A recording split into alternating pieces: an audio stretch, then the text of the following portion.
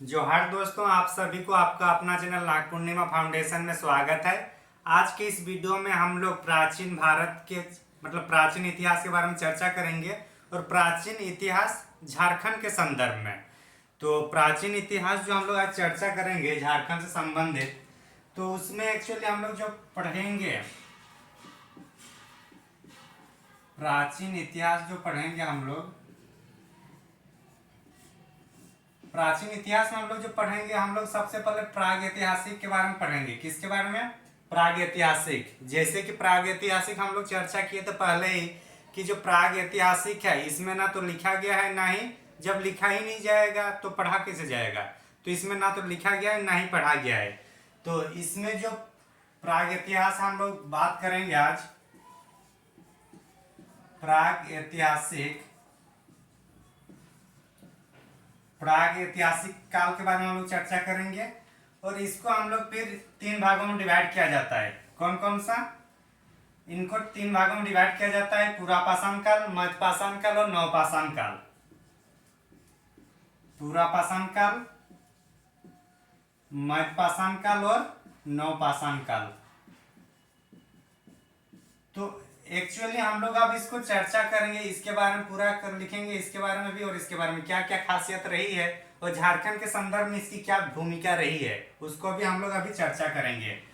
तो प्राग ऐतिहासिक समझ में आ गया। उसके बाद हम लोग औध ऐतिहासिक देखेंगे। औध ऐतिहासिक हम लोग का सिंधु घाटी सभ्यता वाला रहेगा। तो हम लोग सबसे पहले अभी क्या देखेंगे? प्राग ऐतिहासिक काल का जो 3 खंड है उसके बारे में देखेंगे। प्राग ऐतिहासिक काल, इसको हम लोग कितने भाग में डिवाइड कर रहे हैं? 3 भाग में ना। तो 3 भाग में हम लोग पहला का क्या होगा? पुरापाषाण काल। पुरापाषाण काल, इसको पेलियोलिथिक भी कहते हैं। फिर मध्यपाषाण काल सॉरी मध्यपाषाण काल, और जो लास्ट में जो आएगा हम लोग का नवपाषाण काल। कौन सा? नवपाषाण काल। तो हम लोग ये तीनों के बारे में, तीनों कालखंड के बारे में हम लोग चर्चा करेंगे। तो जो पुरापाषाण काल या हो जो प्राग ऐतिहासिक काल, ये जब आया, जिसको इतिहास में भारतीय इतिहास में माना जाता है, उस टाइम जियोग्राफी का अगर उसको देखा जाए उस टाइम जियोग्राफी के स्केल में, तो उसको प्लीस्टोसिन काल कहा जाता है। हिमयुग के टाइम आया था प्राग ऐतिहासिक काल। और हिमयुग में जितने भी पृथ्वी जो सतह है सब हिम से बर्फ से ढका हुआ था। तो उस टाइम का ये कालखंड है, उसके बारे में हम लोग चर्चा करेंगे। झारखंड के इतिहास में अगर देखा जाए तो सबसे पहले जो जनजाति थे हम लोग का था असुर जनजाति। कौन सी जनजाति? प्राचीन जो जनजाति है झारखंड में, प्राचीन जनजाति कौन सी है? असुर जनजाति। दिख रहा है ना? ये असुर जनजाति झारखंड का सबसे प्राचीन जनजाति माना जाता है। और असुर जनजाति के बाद फिर बिरजिया, बिरहोल और असुर जनजाति के बाद बिरहोल, बिरजिया ये सब आए हैं। और वो लोग कहाँ से आए हैं? वो लोग हम लोग के जो कैमूर पत्थर है, कैमूर किधर है? जो रोहतास हम लोग के गढ़वा क्षेत्र का जो उत्तर साइड है, वहां से ये लोग आए हैं। बिरजिया, बिरहोल और खड़िया। तो असुर जनजाति हम लोग का सबसे प्राचीन जनजाति है। आगे हम लोग इसमें देखेंगे कौन कौन सा आया। फिर कैमूर साइड से फिर आते हैं, कैमूर साइड से आते हैं बिरजिया,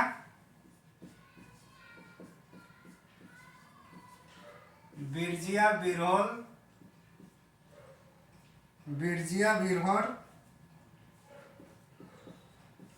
और एक खड़िया। ये जो 3 जनजाति आता है ये पुरापाषाण काल टाइम आते हैं। और ये सब किधर से आते हैं? कैमूर हिल के साइड से। और कैमूर हिल किधर है? झारखंड का लोकेशन में जो गढ़वा है, गढ़वा पलामू क्षेत्र का जो ऊपर वाला क्षेत्र है वो क्या है? कैमूर हिल्स है। तो अब हम लोग ये देख लिए कि जनजाति वाला को जो है, अब हम लोग यहाँ पे आएंगे कि प्रागैतिहासिक काल को जो 3 भागों में डिवाइड किया गया, पुरापाषाण काल, मध्यपाषाण काल और नवपाषाण काल। तो ये जो इधर 5 लाख से लेकर अच्छा, इसके इंग्लिश कभी कभी पूछ देता है कि पुरापाषाण काल को अगर इंग्लिश में लिख दिया तो पेलियोलिथिक, तो हम लोग उसको भी समझ लेते हैं एक ही बार। PALEO paleolithic, LITHIC paleolithic age. और इसको पेरियोलिथिक, इसको मेसोलिथिक कहेंगे, MESO मेसोलिथिक, LITHI मेसोलिथिक। और ये होगा नियोलिथिक।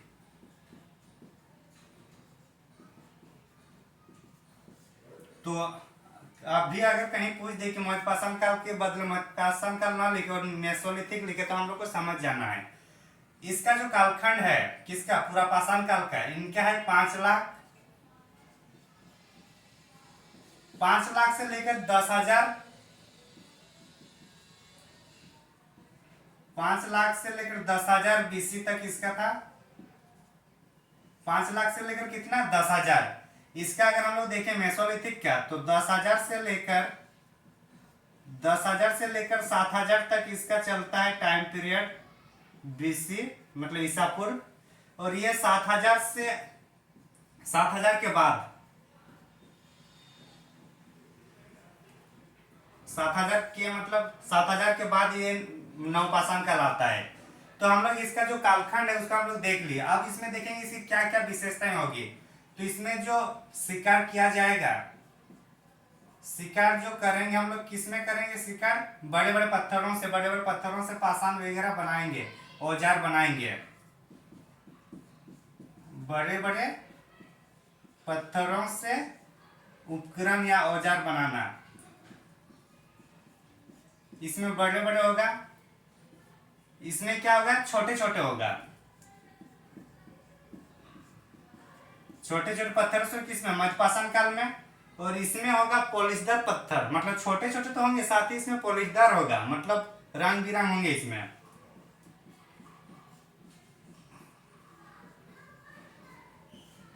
पॉलिशदार पत्थर के साथ।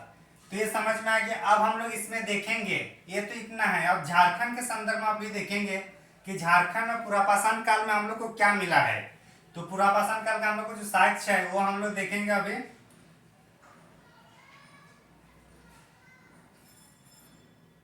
तो पुरापाषाण काल में जो साक्ष्य है उसको देखते हैं फिर से, कहाँ कहाँ पे मिला है। हजारीबाग के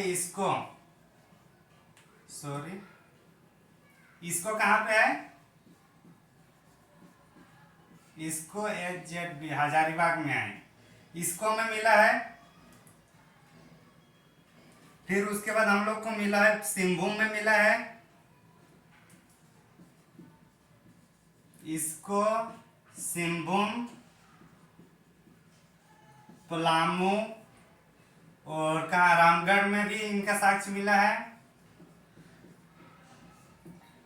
और रामगढ़, पलामू, इसको रांची। तो ये सब मतलब मेन मेन जगह जहां पे इनका साक्ष्य मिला है पुरापाषाण काल का। तो इससे संबंधित इतना ही है। अच्छा, पुरापाषाण काल में और इसकी जो विशेषताएं हैं कि होमोसेपियंस, जो बुद्धिजीवी मानव, जो हम लोग का आदि मानव जो हम लोग मानते हैं, होमोसेपियंस हम लोग का पुरापाषाण काल में ही आते हैं। होमोसेपियंस किसमें आता है, होमोसेपियंस हम लोग का पुरापाषाण काल में आता है। आग से परिचित हो गए थे यहाँ हम लोग, आग से परिचित। जो इंसान ने सबसे पहले जो खोजे हैं या जो आविष्कार किए हैं वो क्या है, आग ही है। तो सबसे पहले हम लोग आग का आविष्कार किए हैं। और होमोसेपियंस भी इसी टाइम में आया था। और इसी टाइम मतलब जो पुरापाषाण काल में ही गुफा चित्रकला प्रचलित थी, जैसे कि भीमबेटका जो मध्य प्रदेश में है, वहां पे क्या था, जो गुफा चित्रकला। तो यहाँ पे हम लोग का गुफा चित्रकला दिख रहा है ना। अच्छा, नहीं दिख रहा है, ठीक है। इसमें हम लोग ऊपर साइड देख लेते हैं। होमोसेपियंस तक दिख रहा है, ये नहीं दिख रहा है ना। तो जो पुरापाषाण काल है यहाँ पे हम लोग लिख दे रहे हैं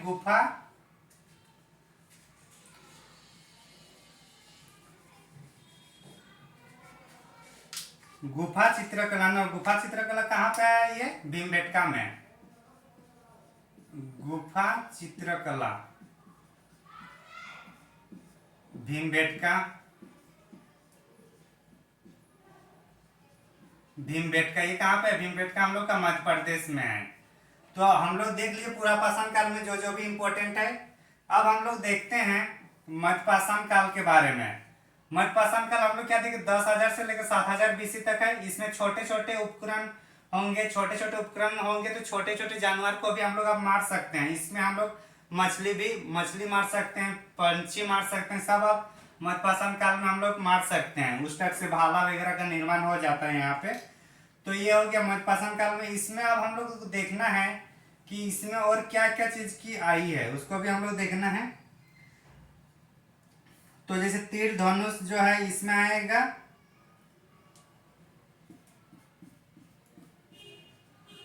तीर धनुष का प्रयोग हो गया। फिर तीर धनुष के बाद हम लोग, तीर धनुष हो गया ना, इसके बाद हम लोग पशुपालन भी यहाँ करने हम लोग शुरू कर देते हैं। पशुपालन से तीर धनुष, पशुपालन। अब झारखंड में इसका देखना है कि झारखंड में इसका कौन कौन सा क्षेत्र है मध्य पाषाण काल के टाइम। तो झारखंड में जो क्षेत्र है दुमका, पलामू, धनबाद, दुमका, पलामू, धनबाद और सिंहभूम।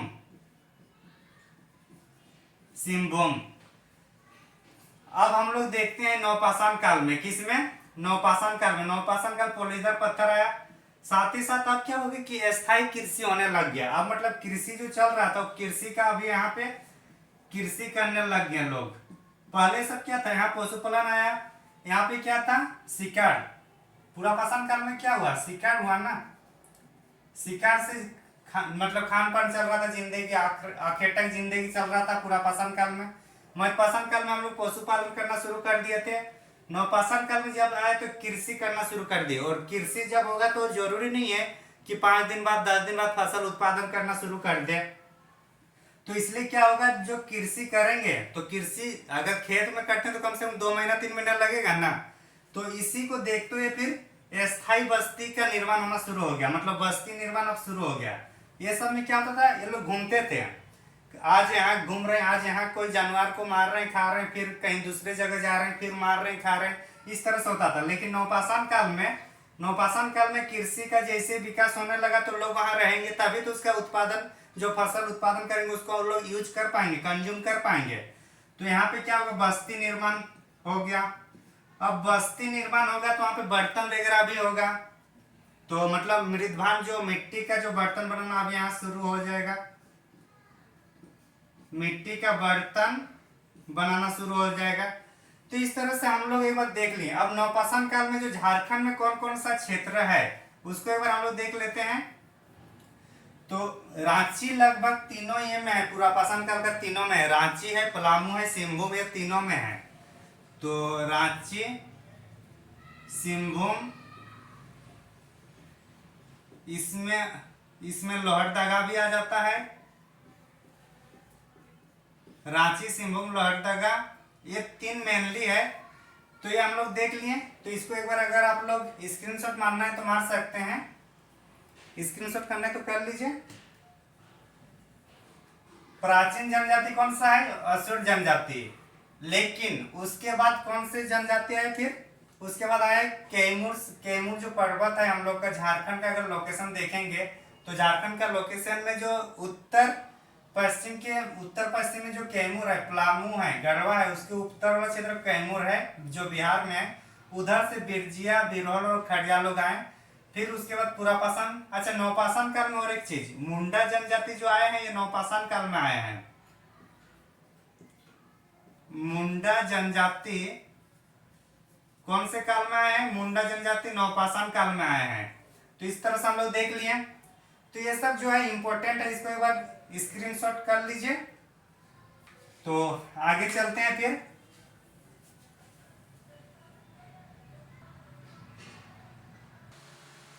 तो हम लोग क्या किए कि पूरा पाषाण काल को हम लोग देख लिए, ठीक।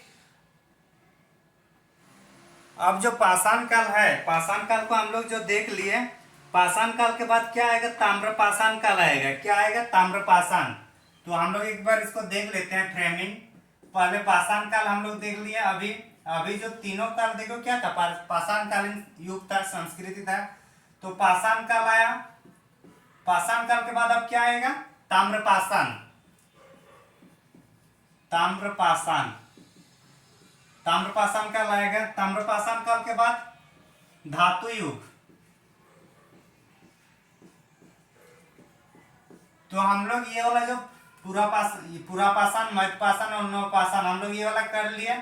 अब हम लोग इसको करने जा रहे हैं। अच्छा, जो पाषाण काल का जो केंद्र बिंदु था वो कहाँ था? पाषाण काल का जो पाषाण युग या पाषाण संस्कृति का जो केंद्र बिंदु था,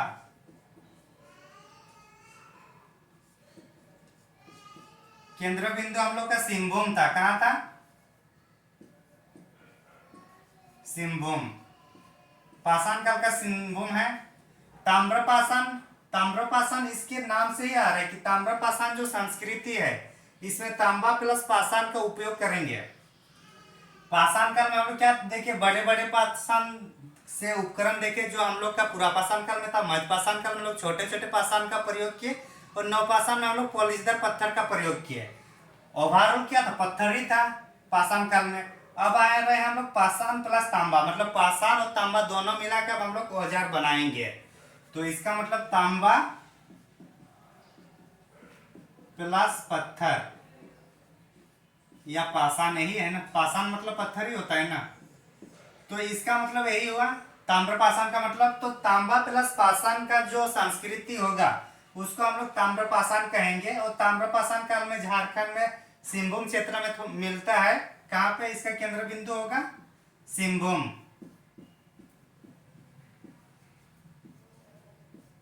ये सिंहभूम क्षेत्र में इसका केंद्र बिंदु है। ये इसमें इतना ही इंपॉर्टेंट है। जो ताम्रपाषाण है, तांबा प्लस पाषाण का जो मिलन के बाद जो युग चल रहा है उसको ताम्रपाषाण कहेंगे। इसका केंद्र बिंदु जो होगा सिंहभूम होंगे। भारत के संदर्भ में इसमें और ज्यादा ही फैला हुआ है। महाराष्ट्र, नोएडा या फिर राजस्थान के आहार संस्कृति, जारवे संस्कृति वो सब है, वो हम लोग जीएस में पढ़ेंगे। लेकिन झारखंड में सिर्फ इसका सिंहभूम क्षेत्र ही इसका साक्ष्य मिलता है ताम्रपाषाण में। इसका जो मेन पॉइंट है। आगे हम लोग अब किसको पढ़ेंगे? धातु युग को हम लोग अभी चर्चा करेंगे। धातु युग में कौन कौन सा आएगा? तो धातु युग को अगर झारखंड में देखें या भारत में भी देखें, धातु युग मेनली तीन तरह से आ रहा है। एक तांबा, क्योंकि यहाँ क्या है? तांबा और पत्थर आया। अगर हम लोग क्रम को देखें, सबसे पहले क्या है? पत्थर आया, ये वाला पत्थर आया।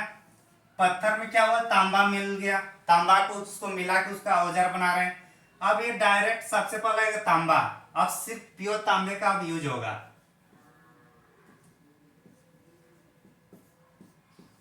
तांबे, तांबे या तांबा लीजिए, तांबा धातु का प्रयोग होगा सबसे पहले। तो मानव ने सबसे पहले जिस धातु का प्रयोग किया है उस धातु का नाम क्या है? तांबा। तांबा सबसे पहले इंसान द्वारा प्रयोग किया जाने वाला धातु है। तो हम लोग अब किसके बारे में चर्चा करेंगे? धातु युग में ताम्रपाषाण में सिंहभूम देख लिया ना। अब हम लोग चर्चा करेंगे धातु युग में। धातु युग में हम लोग, धातु युग एक्चुअली तीन भागों में डिवाइड किया जाता है। तो धातु युग जो पहले सबसे पहले आया वो था ताम्र युग, उसके बाद कांस्य युग और उसके बाद लौह युग। तो इसको हम लोग तीन भाग में देखते हैं। पहले कौन सा आएगा? तांबा। उसके बाद हम लोग पढ़ेंगे कांस्य और फिर हम लोग पढ़ेंगे लौह युग। तो ये सब पढ़ेंगे हम लोग झारखंड के संदर्भ में, ठीक। वैसे भी कोई भी धातु का सबसे पहले यूज हुआ है भारत में, हो क्या है या पूरा दुनिया में हुआ है हम लोग का तांबा। आगे हम लोग इसमें चलते हैं कि तांबा तो समझ में आ गया। तांबा सबसे पहले प्रथम उपयोग वाला धातु हो गया। ये समझ में आ गया पहला पॉइंट जो हम लोग अभी से जो बोल रहे थे। दूसरा पॉइंट हम लोग जो तांबा में पढ़ेंगे, तांबा इसका जो झारखंड में इसका जो केंद्र बिंदु होगा, झारखंड में जो केंद्र बिंदु होगा ये हम लोग का सिंहभूम में ही होगा। कहाँ होगा? सिंहभूम। सिंहभूम में ही इसका केंद्र बिंदु रहेगा। किसका? तांबा का। आगे हम लोग देखते हैं इसमें जो तांबे से जो उपकरण बनाया जाता था, तांबे से जो उपकरण बनाया जाता था उस टाइम जनजाति कौन थे? चूंकि हम लोग सबसे पहले हम लोग जनजाति असुर तो रहेगा ही, क्योंकि वो लोग प्राचीन काल से आ रहे हैं, तो वो लोग जो संसाधन है उसका तो लोग उपयोग करेंगे ही। तो सबसे पहले हम लोग कौन सी जनजाति लिखेंगे? असुर।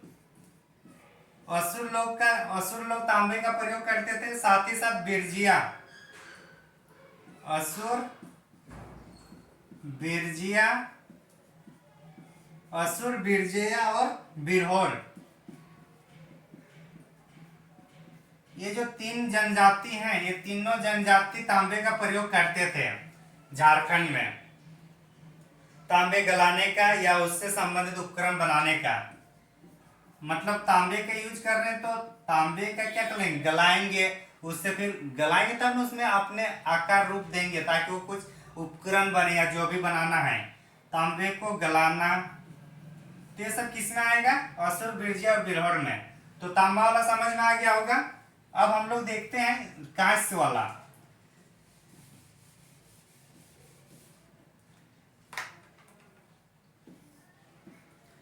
कांस्य वाला अभी हम लोग देखते हैं,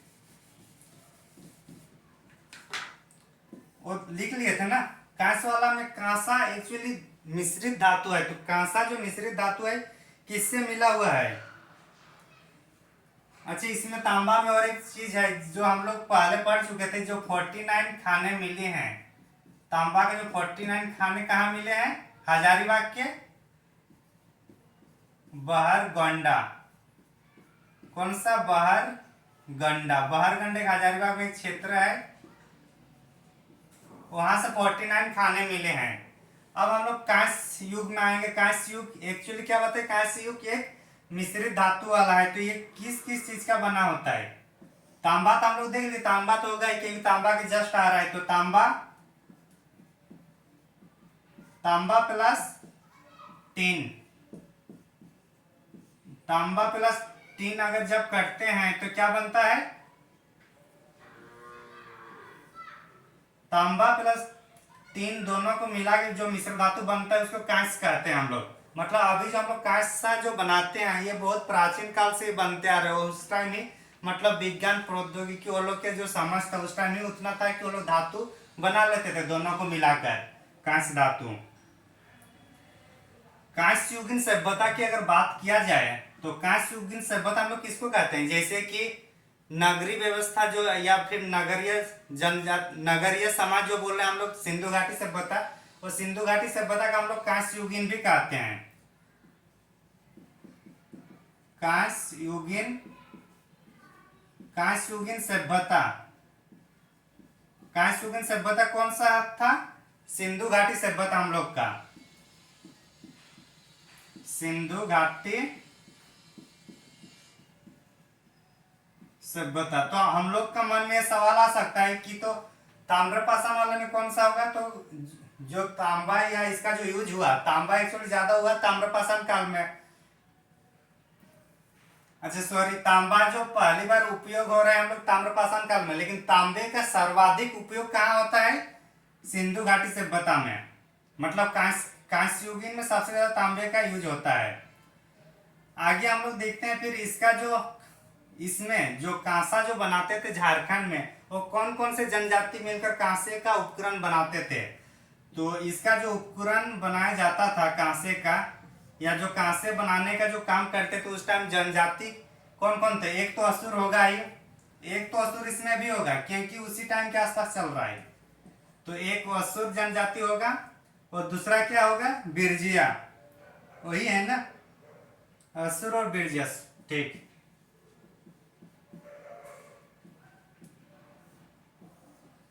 तो असुर और बिरजिया जो जनजाति है वो कांस्य से संबंधित जो भी उपकरण थे वो लोग बनाते थे। कौन? असुर और बिरजिया। तो कांस्य वाला हम लोग देख लिया। आगे हम लोग देखते हैं लौह युग के बारे में। किसके बारे में? तो हम लोग तांबा देख लिए, कांस्य देख लिए। अब लौह युग के बारे में देखते हैं कि लौह युग एक्चुअली लौह का जो लौह युग आया या लौह से संबंधित जो हम लोग का पहला बार हम लोग को साक्ष्य कौन सा ये में मिलता है? उत्तर वैदिक काल में। उत्तर वैदिक काल में लौह का प्रयोग होता है। तो हम लोग अगर इसको देखें तो सबसे पहले इसका अवशेष हम लोग कहाँ मिला? तो अंतरंजी खेड़ा एक जगह है यूपी में। यूपी में अंतरंजी खेड़ा, अंतरंजी खेड़ा, ये जो अंतरंजी खेड़ा एक जगह का नाम उत्तर प्रदेश में, वहां इसका सबसे पहला अवशेष मिला है। लेकिन झारखंड में जो लोहे का जो अच्छा कांस का जो उपकरण, ऐसा माना जाता है कि जो कांस है इसका उपकरण सबसे पहले झारखंड में ही किया गया था, झारखंड में असुर और बिरजिया के द्वारा। उसी तरह से जो लोहे का था, लोहे का सबसे ज्यादा मतलब झारखंड में जिस जनजाति ने इसको उपयोग किया या इसका जो प्रयोग किया उपकरण बनाने में, वो इसमें भी वही होगा, असुर और बिरजिया। कौन होंगे? असुर और बिरजिया। असुर और बिरजिया क्या कर रहे हैं? ये लोग भी लोहे का उपकरण बना रहे हैं। और यहाँ से एक साक्ष्य मिला है कि जो छोटनागपुर का जो यहाँ से जो तलवार बनाया जाता है, छोटनागपुर का जो तलवार बनाया जाता है, वो मेसापोटामिया शहर मतलब जो सिंधु घाटी सभ्यता के साथ हम लोग का मेसोपोटामिया जो सभ्यता चल रहा था, वहां पे भी यहाँ से व्यापार के मतलब यहाँ का जो तलवार है, कहाँ का? छोटनागपुर का जो सिंहभूम का जो तलवार है, सिंहभूम में जो तलवार बनाए जाते थे, उसका जो मतलब जो तलवार था उसको मेसोपोटामिया की जो जगह है दसमिक में मिला है। कहाँ? दसमिक एक शहर है मेसोपोटामिया में। मेसोपोटामिया जो संस्कृति थी उसमें जो दसमिक शहर है, वहां पे झारखंड का झारखंड के लोह से यहाँ से जो असुर लोग लोह तलवार बनाते थे, युद्ध के लिए उपकरण बनाते थे, उसका साक्ष्य मेसोपोटामिया में मिला है। कौन से शहर में? दसमिक शहर में। तो देख ली इसमें लौ में भी असुर और बिरजिया इनके बारे में, इनके लौ का उपयोग करते थे। लौ से संबंधित जो भी उपकरण बनाते थे असुर और बिरजिया बनाते थे। सिंहभूम क्षेत्र में जो दसमिक है, यहाँ का जो तलवार सिंहभूम क्षेत्र में बनता था, वो तलवार हम लोग का वहां पे भी मिला था दसमिक में।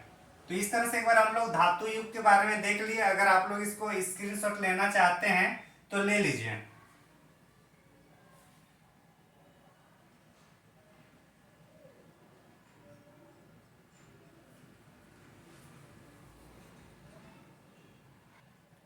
तो आप लोग स्क्रीनशॉट ले लिए होंगे। अब हम लोग इसको मिटाते हैं।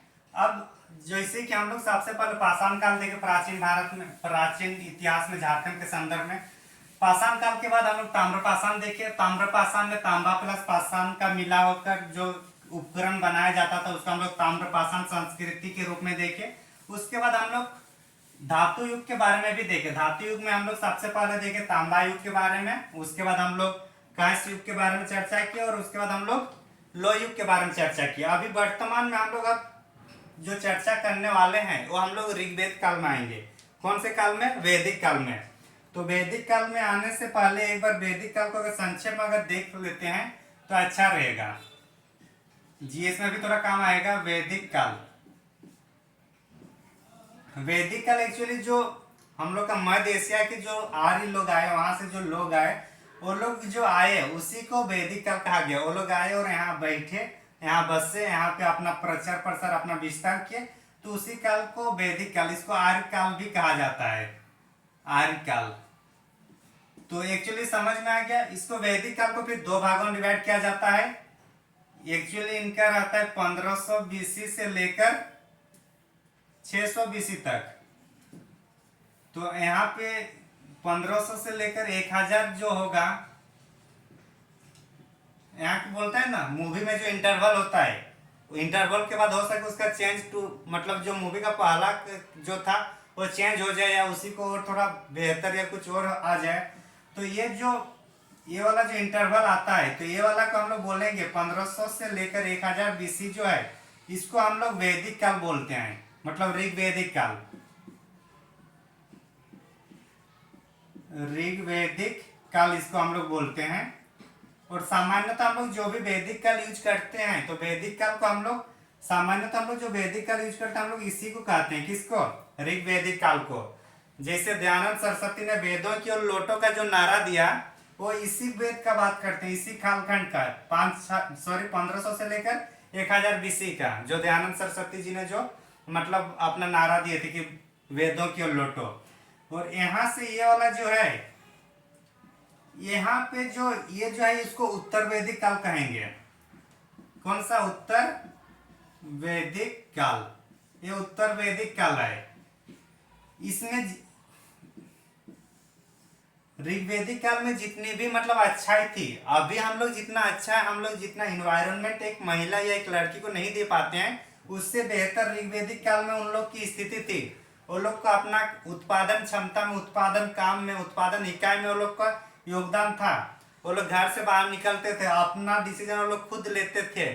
उस टाइम की महिला, उस टाइम की लड़कियां अपना जीवन साथी वो लोग खुद चुनते थे। तो इस तरह से कहा जाएगा कि जो ऋग्वेदिक काल में महिलाओं के लिए अच्छी स्थिति थी, लेकिन जैसे उत्तर वैदिक काल शुरू हो जाता है, मतलब 1000 BC से लेकर 600 BC तक जैसे आता है, तो यहाँ से महिलाओं का जो स्थिति है वो गिरावट आने शुरू हो गई।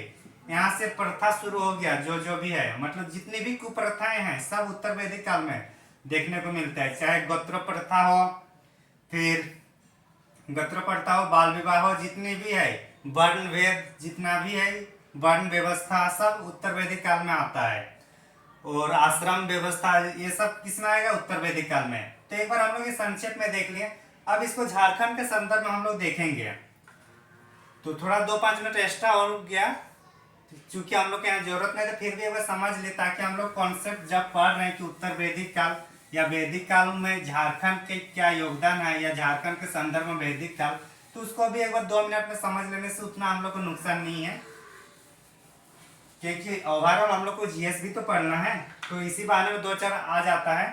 तो हम लोग वैदिक काल झारखंड के संदर्भ में, वैदिक काल में सबसे पहले हम लोग देखे थे कि जो वैदिक काल में हम लोग क्या देखे, ऋग्वेदिक में इसको किक्कट प्रदेश कहा गया, और उत्तर वैदिक काल में इसको ब्राह्मण प्रदेश कहा गया। उत्तर वैदिक काल में मेनली अथर्ववेद में इसको ब्राह्मण प्रदेश कहा। तो ये अवसर हम लोग पहले देखें, तो उसको हम लोग दोबारा लिखने की आवश्यकता नहीं समझता हूँ।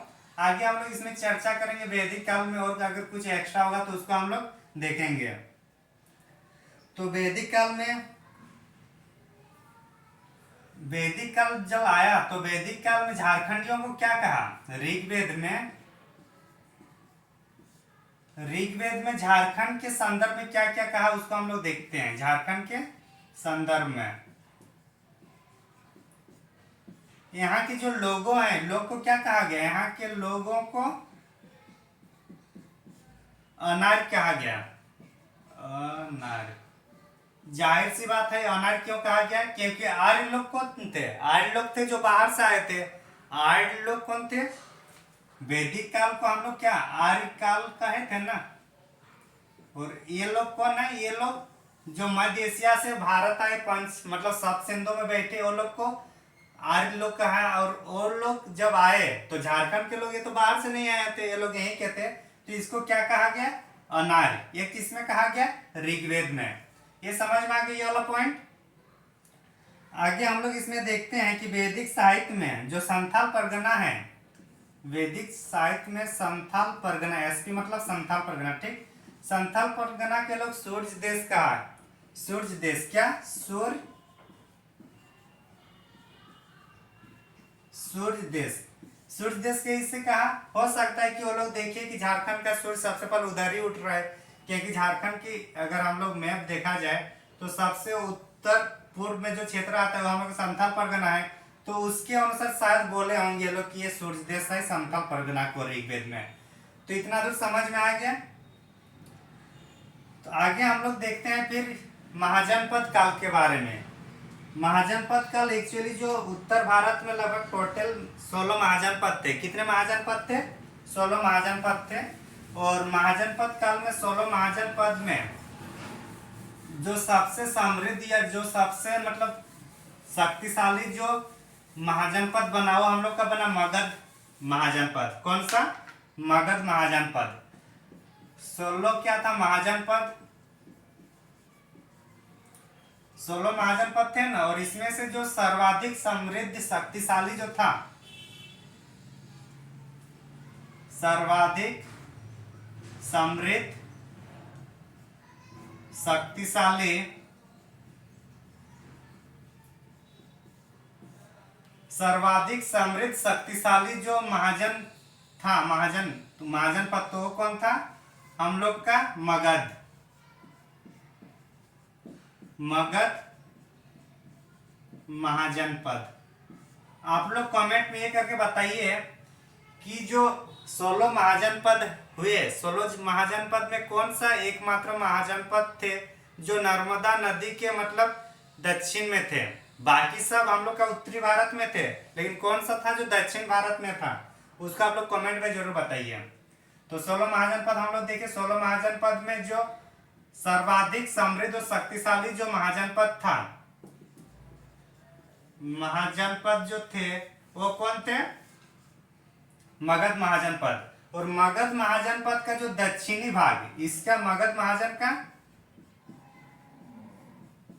दक्षिणी भाग में झारखंड था, झारखंड अवस्थित, झारखंड थे। तो मतलब जो मगध महाजनपद है और उसका जो सबसे दक्षिणी भाग मतलब बिहार का दक्षिणी भाग झारखंड हो रहा है, और मेनली जो मगध क्या था, मगध जो बिहार का जो क्षेत्र है वही उसी को विस्तार करके था। तो उसका जो दक्षिण भाग क्या हो रहा है? दक्षिण भाग हम लोग का झारखंड हो रहा है।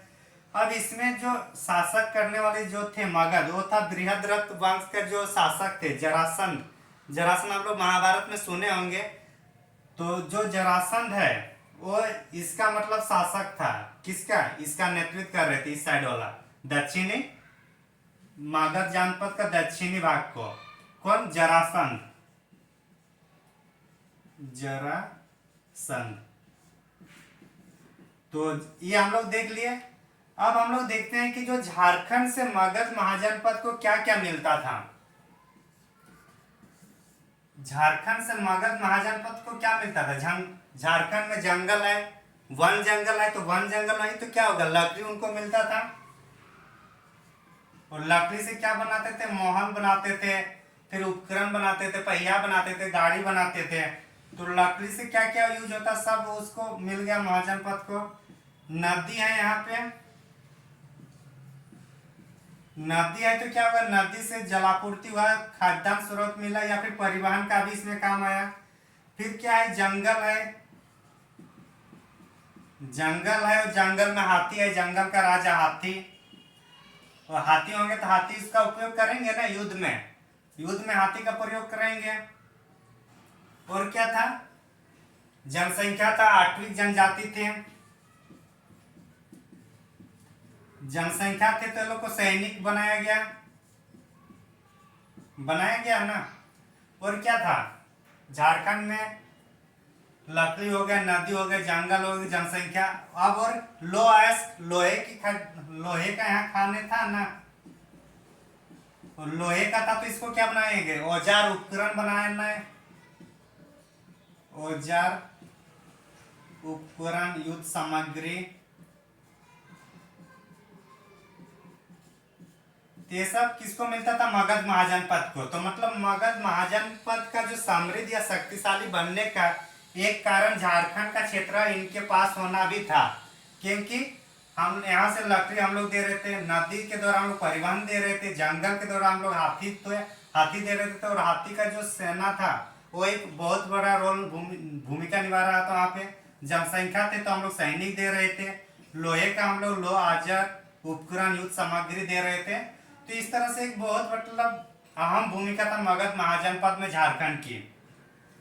तो आज के वीडियो में हम लोग आज जो चर्चा किए प्राचीन भारत का, हम लोग सबसे पहले पाषाण काल को देखे, पाषाण काल के बाद हम लोग ताम्रपाषाण काल को देखे, ताम्रपाषाण काल के बाद हम लोग धातु युग को देखे। धातु युग में हम लोग तीन अलग अलग डिवाइड करके देखे, जैसे तांबा युग, कांस्य युग और लौह युग। और उसके बाद हम लोग वैदिक सभ्यता के बारे में देखे, वैदिक सभ्यता और झारखंड की उनकी क्या स्थिति रही। तो आज के वीडियो में इतना ही। आप लोगों को कैसा लगा जरूर कमेंट करके बताइएगा, और अगर अच्छा लग रहा है तो अपने दोस्तों को भी जरूर शेयर कीजिएगा। Thank you for watching.